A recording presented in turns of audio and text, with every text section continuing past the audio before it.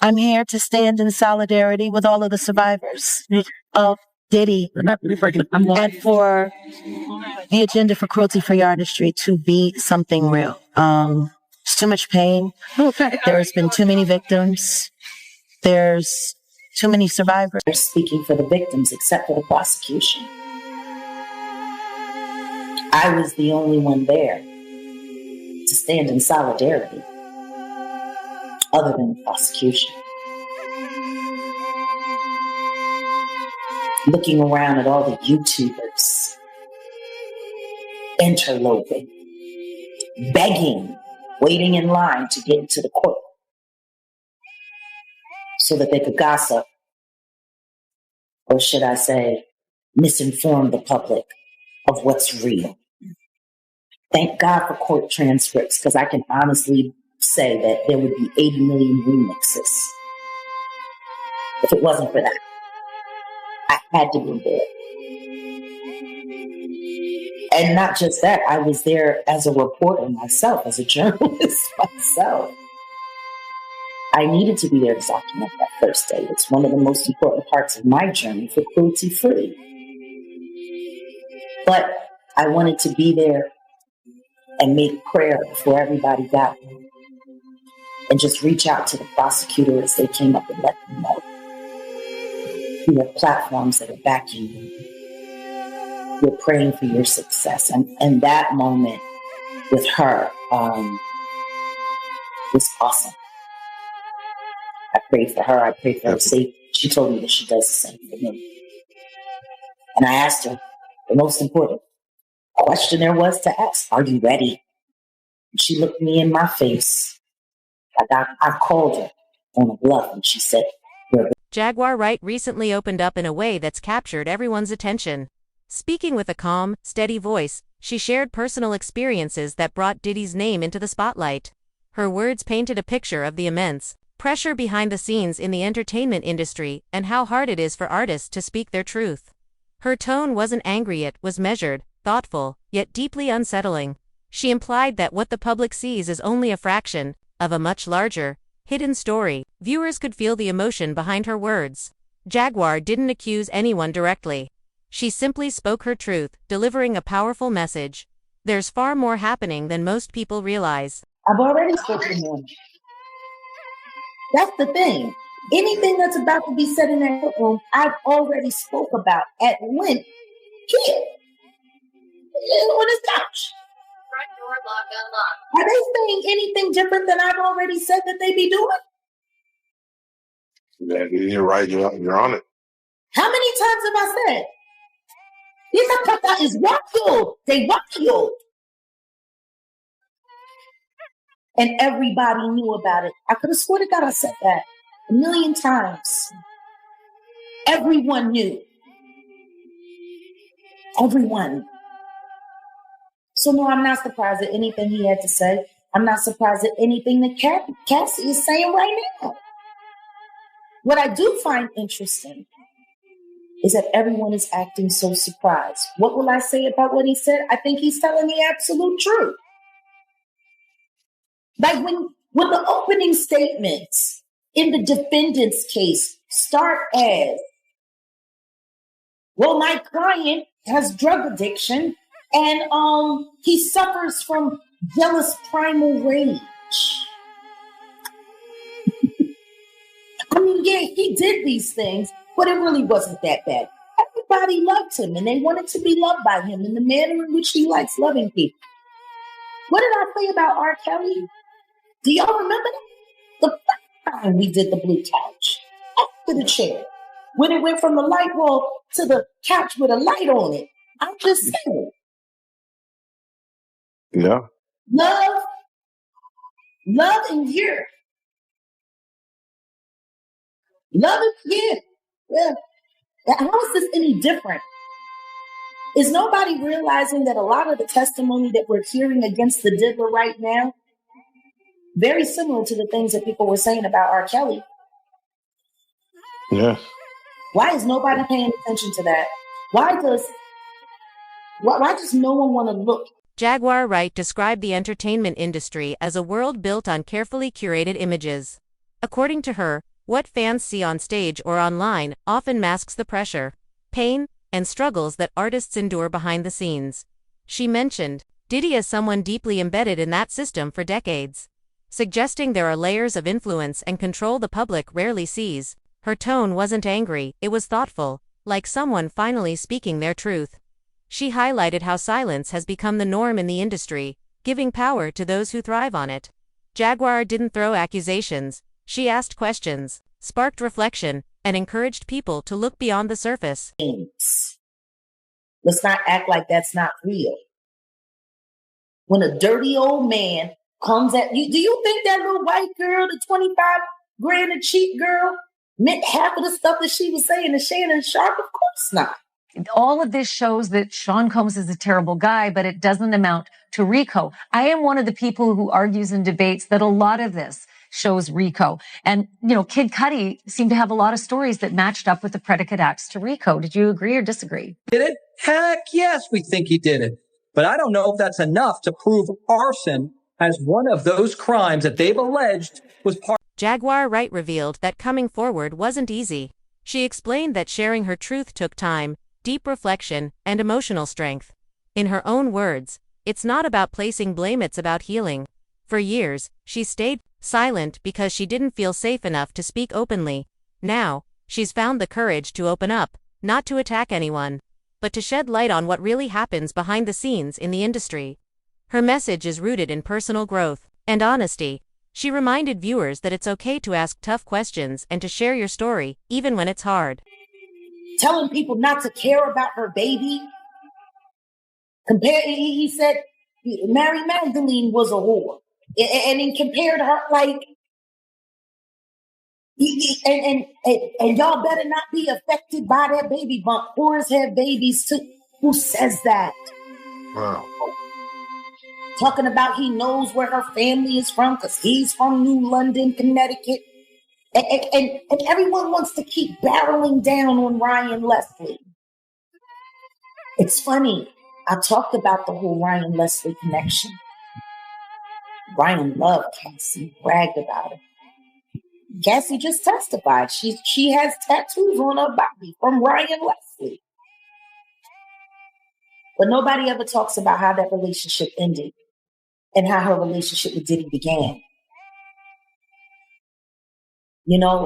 Ryan was blowing up. And after him and Cassie separated,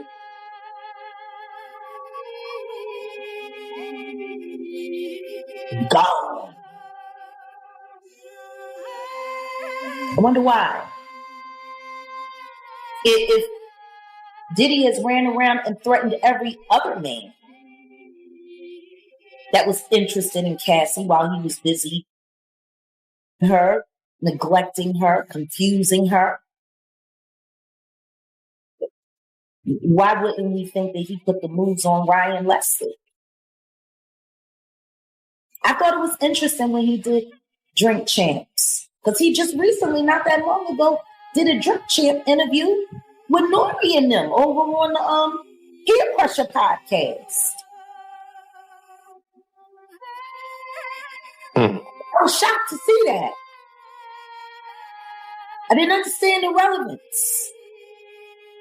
I didn't understand why he would do anything for a network that was affiliated with Diddy. I didn't get it. Didn't make any sense to me. Not at all. But what I do know is this. Diddy has a history of bullying women into relationships with him and bullying men away from the women that he desires to possess. When Jaguar Wright spoke about private industry gatherings, she instantly grabbed everyone's attention.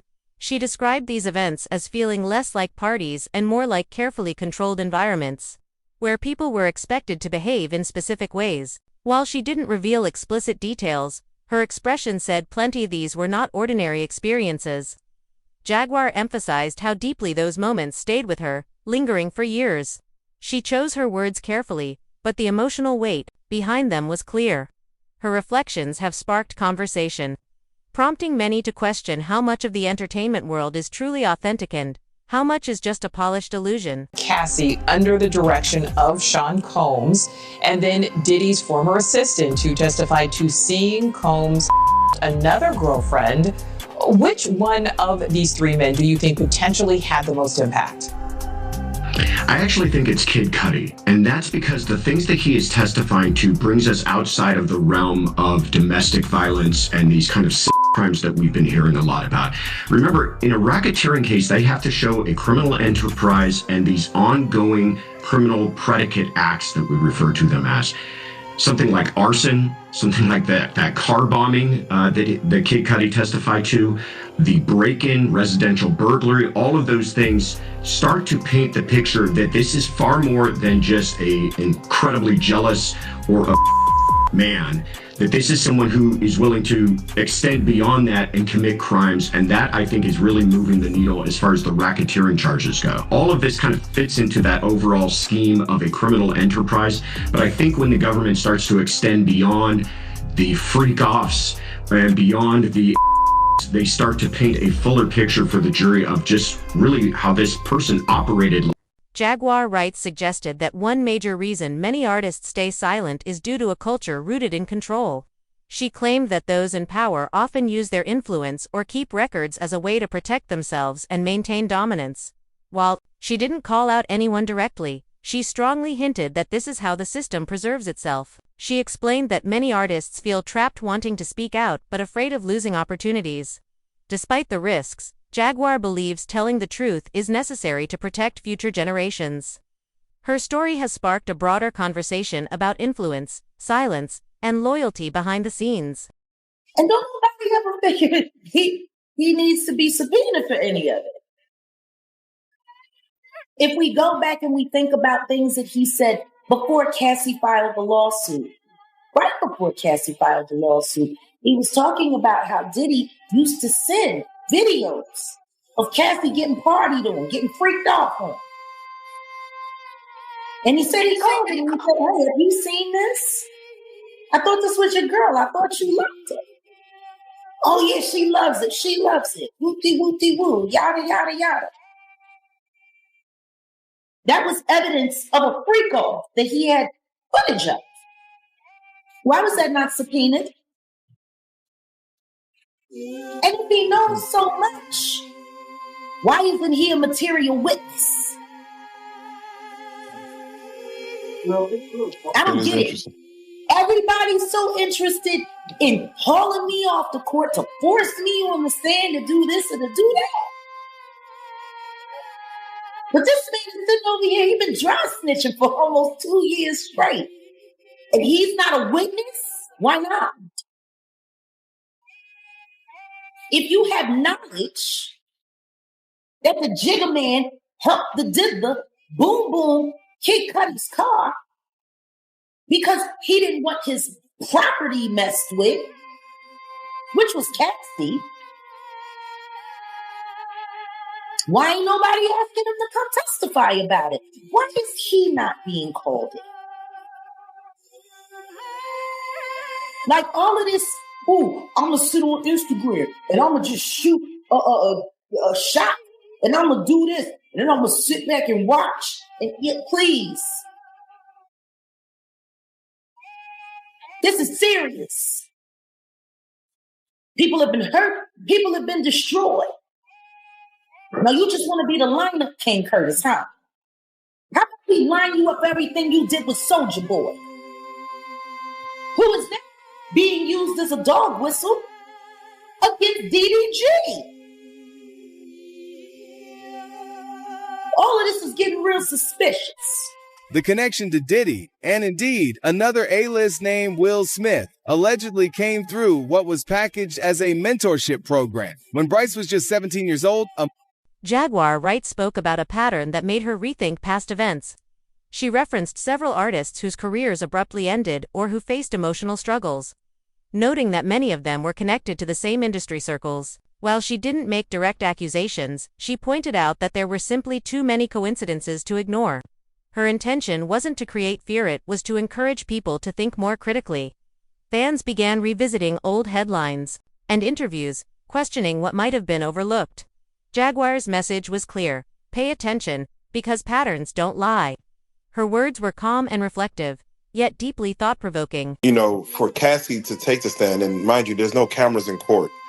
For Cassie going up there pregnant, almost due, for the optics of that,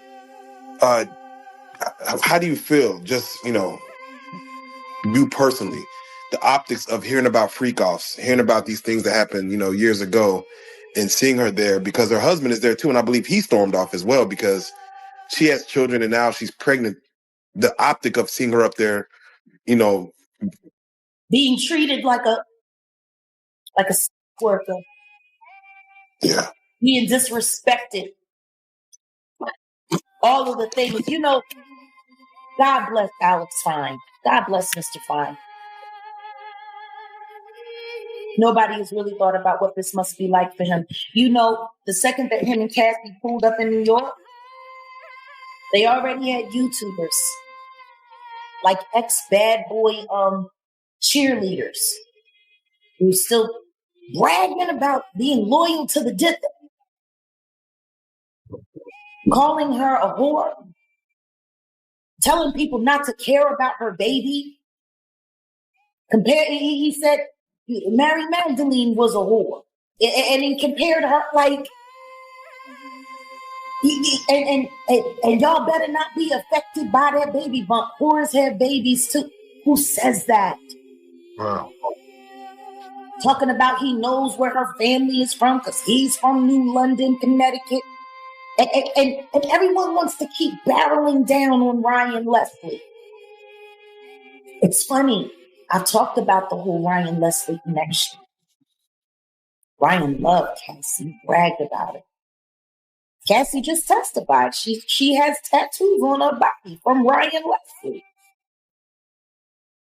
But nobody ever talks about how that relationship ended and how her relationship with Diddy began. Jaguar Wright spoke candidly about how the media handles stories like hers. She pointed out that major outlets rarely cover these kinds of experiences because they're too complex or involve influential figures. According to her, many important stories are pushed aside in favor of lighter, gossip-driven content. She noted that certain topics are treated as off-limits, especially when they challenge powerful names or major brands. Her comments weren't just about Diddy, but about the entire media and fame structure. Jaguar urged viewers to support honest voices, even when the truth is uncomfortable. "You don't have to agree with me," she said, "but you should hear me out." Obviously, for what I spoke my truth, you heard me on all the dialogue, but he actually looked at me in disappointment. You heard me? He looked at me like I have no right to be up there. He looked at me like he was like, I don't know. It was eerie. It was like, how could you do this to me? But deep down, I looked at him like, how could you do this to me? You understand? Like the life that I had to live from you doing bad business with me, and I done everything right. You heard me with the bad boy situation. The songs that you stole from me, from the Khalees, not Milkshake B, but Bossy B, to all that that I've done behind the scenes and on the scenes that you took from me and give me nothing. You gave me nothing. You left me to be down here in New Orleans, Louisiana, especially during Katrina, when I had to give my savings to my family. Be honest with you, from the Bad Boy South situation, I signed a $500,000 deal. Uncle Sam took practically 190 of that, left me with practically at least 300 and some thousand. When Diddy said f me because I wasn't trying to be on the road with him or be on the road at all to promote my album, courtesy of Katrina, because no one from outside of New Orleans understood the detrimental situation that has occurred to us. I didn't even understand it. You dig? I'm not used to a Category 5 hurricane. When hurricanes come here, it be Category 3, 2, like that there. It's that you can manage. You understand? I didn't understand the detrimental situation that was going to occur. And he didn't either. So I could understand why he probably was like, get back on the road. You dig? But I couldn't get back on the road. So I gave most of all my money to my family. After I asked this man, say, bruh, you owe me another $500,000. I signed $1 million deal. Give me the other 500,000 or at least a portion of that so I can make sure my people straight to get. Jaguar Wright didn't just speak her truth. She also questioned why so many others haven't. She shared that many in the industry know what happens behind the scenes but stay silent to protect their careers. She described that silence as heavy, adding pressure to those who want to be honest. Without pointing fingers, Jaguar explained how fear and silence often go hand in hand. She urged her peers to reflect on what matters more, truth or reputation. Her message wasn't about blame it, was about unity. Jaguar wants to build a space where people feel safe to speak out, not judged for doing so. Situation, bruh. Bitter because of the things that transpired with me in the bad boy situation with Diddy and how it went down. That wasn't right on my end, as well as it wasn't right on his end. I'm not going to be biased and just straight blame him for all the things that transpired, but I 100% can say that he's responsible for a lot of things that I wasn't able to do with my career moving forward. So when I went to the courtroom, it was packed. I'm not even going to lie to you, brother. It was packed. It was pandemonium. People were happy to see me. I ain't gonna lie, I was low key though. I was low key, but I took my hoodie off. I went in there, because it's a public, whatever you dig. Anybody can practically go in there, kind of. So I went in there, and people knew my face. And the first person I seen was Cassie. I seen Cassie. She gave me a little smirk on her face. I knew what the smirk was. The smirk was like, wow, chops here, right? And she was kind of happy to see me. Then I look over to my left and I see the whole Combs family. I seen Janice, his chairman was there. The twin girls was there. His other daughter was there. All the little cornballs, his little sons was there. You dig? And they gave me the most meanest mug in the world. Right.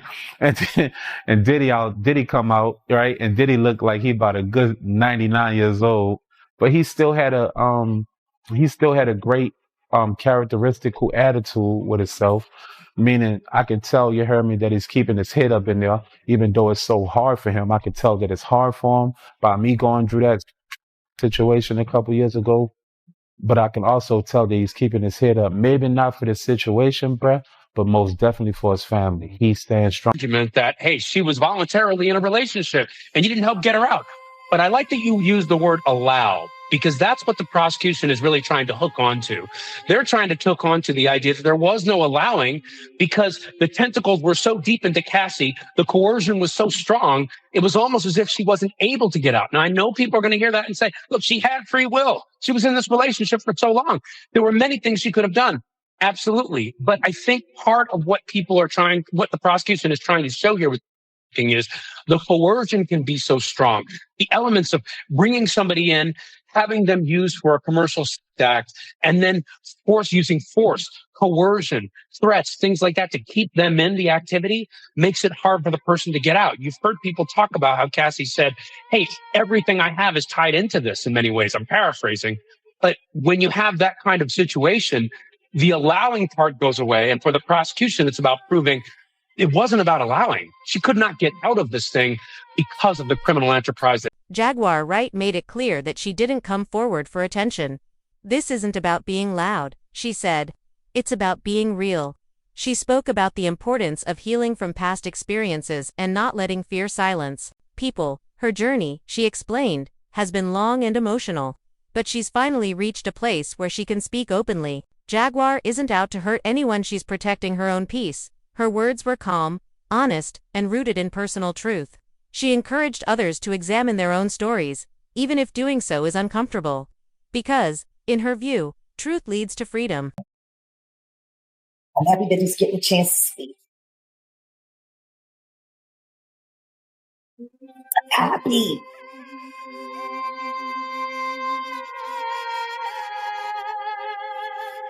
Definitely. And I'm happy that he's there so that he can give accurate accounts from Kim. Because the truth is, if Kim Porter was still alive, she would be the... Oh, this is the lifestyle that Diddy lived.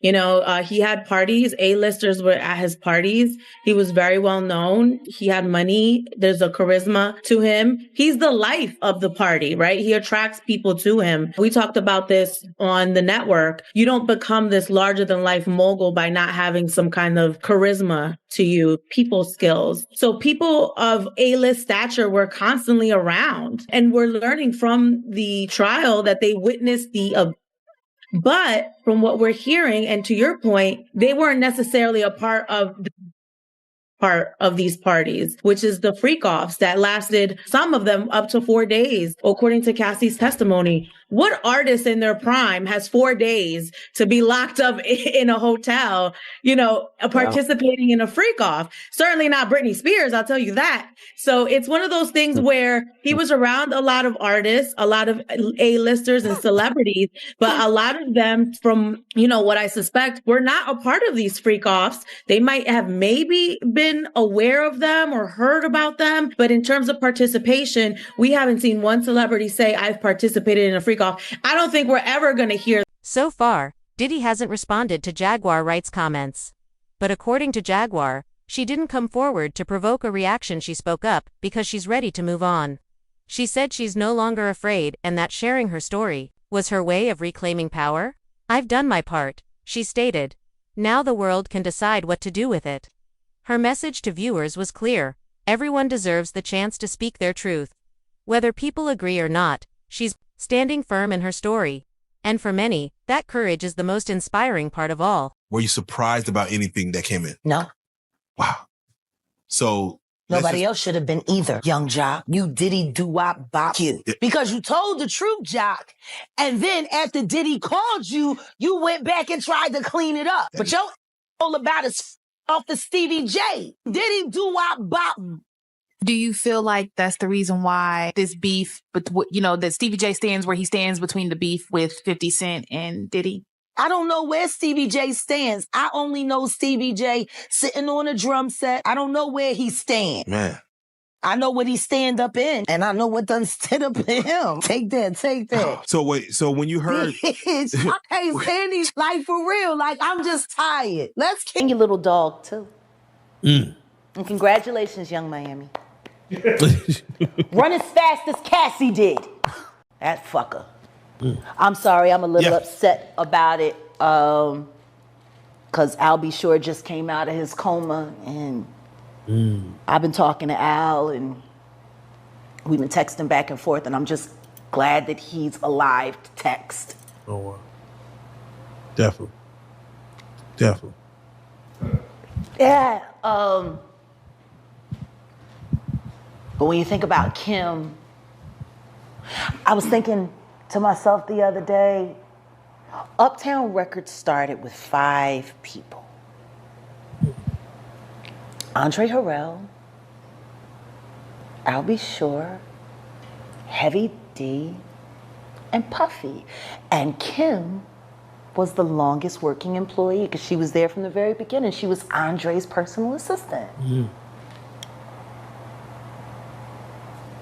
Kim is dead. Heavy D is dead. Andre Harrell is dead. The only 2 left are Puffy and Al almost died. Isn't that interesting? That is interesting. Heavy D was found dead, face down in the heart attack. Andre Harrell, heart attack. Kim died from pneumonia, but there's the first coroner's report that said that she died.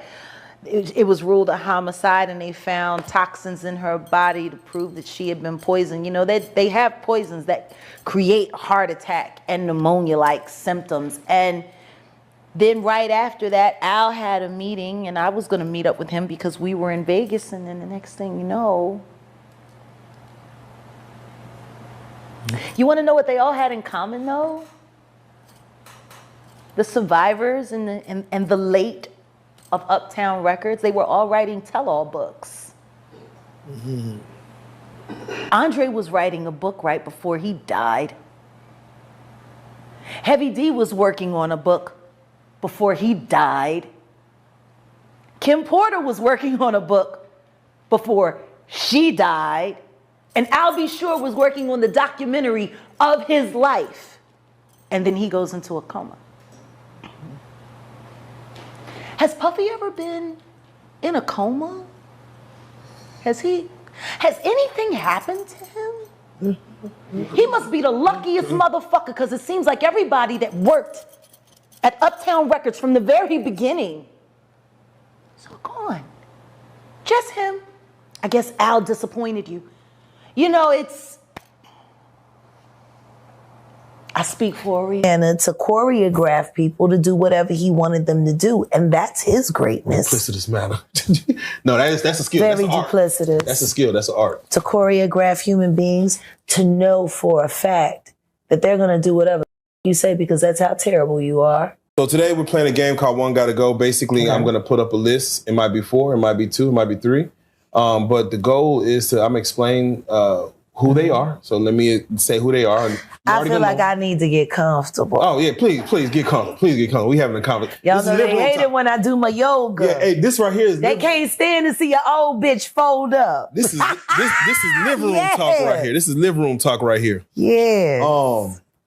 Basically, as we speak on it, I want you to not only say which one gotta go, but why they gotta go. Okay. And why the other one gotta stay. So basically just be myself and answer honestly? Answer honestly. Okay. Answer honestly. And we're gonna go for the juggler. So OD, and shout out OD in the building. OD! Yeah, shout out OD in the building. We have Terrence Gangster Williams. We gotta have and we got Terrence Gangster Williams in the house, behind the scenes. And it's a situation. It's a situation. It's so good to see him in the flesh. No, when he said, I said, so Jags here. I'm glad he called and said, man, let me know when Jags there. I hated I missed that party. Oh, man. But you know, it could have been worse. My car could have got blown up. Oh, no, that happened the next month. Oh. We're gonna come right back to that. All right, so let's do it like this, man. This show was called One Gotta Go. And OD, go and kick us off with the first list, man. Go and throw it on the screen if you can. Oh. So we have Diddy, Jigga Man, 50 Cent, and Dr. Dre. Now who apparently has become a real doctor, and they put his name on an award and gave it to Basquiat. Yeah, a real doctor. Because Basquiat, he is not. Basquiat, got it. So no, think about it like this, Jag. One gotta go. Jay-Z. In all their music, all their businesses, all their works, all their endorsements. Jay-Z. So quick. Why Jay-Z? Jay-Z. Because he's the only one on that list that didn't earn any of his accomplishments. Now, you did. Dr. Dre is undeniable as a producer. 50 Cent is undeniable. He wanted them to do, and that's his greatness. Duplicitous manner. No, that's a skill. Very duplicitous. That's a skill. That's an art. To choreograph human beings to know for a fact that they're going to do whatever the fuck you say, because that's how terrible you are. Yeah, they say... So imagine what it was like for him when he realized Cassie wasn't going to back down. That's why he settled so fast. He didn't think she was going to go through it. Who do you respect more, the man that goes to get the water for the village, or the man who convinces the whole village to go get it for themselves and bring it to him? The latter. Hey. Yeah. Hey. So wait, on our interview, you said Jay-Z's Reasonable Doubt was work of art. One of my favorites. So that means you're saying that doesn't exist. You're good with that? I'm saying that whatever he was pretending to be was extremely authentic in that moment. But the reason why was because his muse was D. Haven. So the only thing he was doing was mimicking in written word what he was stealing from his so-called best friend. And then he convinced that same friend to take a charge for him that would definitely change the course of who he became, promising to look out, take care of, and make sure that the balance of power would be restored upon his return. And then the nigga stopped answering his phone calls and told his mom to fuck off. So let me ask you, he stole his life. We have Terrence Gangster in the building, right? Yeah. He's one of the original Hot Boys, to where they made a whole record label based on some of the actions in life that he was living. One of the best independents to go major, one of the best that ever did it. Salute. So if someone else mimics or talks about someone else's life that they've seen, do you look at them any less? You mean like Rose? Jack and Freeway Ricky Ho existence. Rose ain't on the list, man. Goddamn, you gonna throw Rose Catch a Stray? He can put it on there. Put it on there. Okay. Yeah, like Rose. That folded over bitch. He gets inspired by what someone else. Yeah, he was so inspired he pretended to be that nigga until somebody called him on his fake ass G. And then he went running around looking like a Buddha with his shirt off, beating on little bitches, singing about pass me the sage. I don't get it. God. Damn, okay. Like that's the kind of trauma your penis induces, that a bitch is begging for sage after being with you. God damn. Oh, man. Okay. We're going to come back to that. We're going. I'm sorry.